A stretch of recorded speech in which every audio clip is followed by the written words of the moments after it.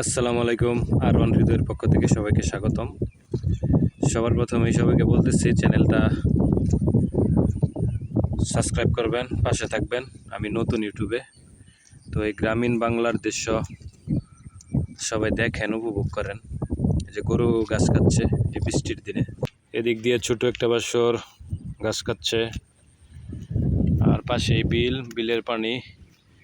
বৃষ্টিতে বিলের পানি মোটামুটি ভরেই গেছে, বিল পানি থই থই করতেছে, দেখতে পাচ্ছেন।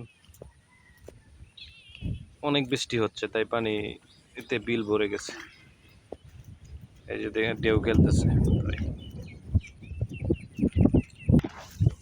ওই দিক দিয়ে আরেকটা গরু। গ্রামের দৃশ্য, অনেক গরুই গাছ খাচ্ছে।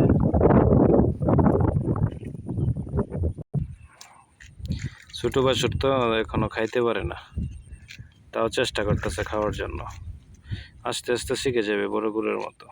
মানুষও তো ঠিক এরকমই, খাইতে পারে না, বড় হয়ে ঠিকই খাইতে পারে। বৃষ্টিতে বিলের পানি ভরে প্রায় পানিগুলো থই থই করতেছে।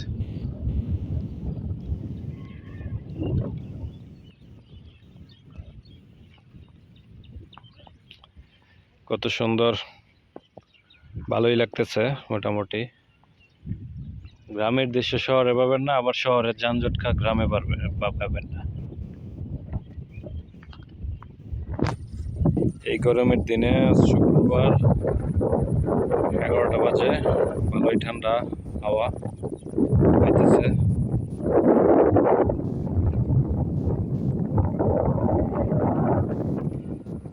বাতাসে তুলে দোল খাচ্ছে কচু পাতাগুলি। গ্রামের একটু আঁকা বাঁকা ক্ষেতের আইল দিয়ে রাস্তা হিসেবে মানুষ ব্যবহার করে এক প্রান্ত থেকে আরেক প্রান্ত, এক বাড়ি থেকে আরেক বাড়ি, এক আত্মীয় থেকে আরেক আত্মীয় বাড়ি, এভাবে চলাচল করে।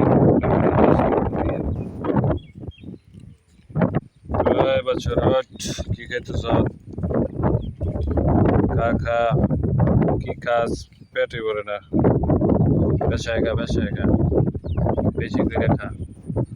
আর একটা বছরের মা, এটা নাম হচ্ছে ক্যাঙ্গারু। কোনো স্বাস্থ্য নাই। দিয়ে আর্জেন্টিনার পতাকা উঠতেছে, আবার পাশাপাশি এদিক দিয়ে আর একটা ব্রাজিলের পতাকা উঠতেছে, সাথে বাংলাদেশের পতাকা।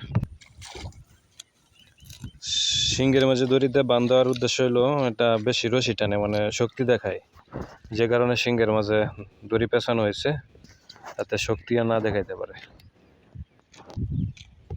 আর এটা গ্রামের, এটাকে ড্রেন বলে। ড্রেন জমির মাঝে পানি দেওয়া হয় ডিপ মেশিন থেকে, যে কারণে রাস্তা করা হয়েছে।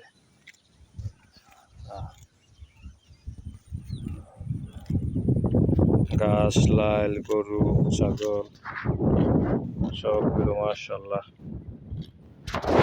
অবশ্যই চ্যানেলটা সাবস্ক্রাইব করবেন, লাইক দিবেন, আপনাদের বন্ধুদের কাছে সবাইকে শেয়ার করে দিবেন চ্যানেলটা, যাতে সবাই সাবস্ক্রাইব করে। তো সবাই পাশে থেকে ভালোবাসা দেবেন, এটাই আশা করি। সবার ভালোবাসা চাই, সবাইকে পাশে চাই। তো সবাই ভালো থাকবেন, সুস্থ থাকবেন। জুমা মুবারক। আসসালামু আলাইকুম।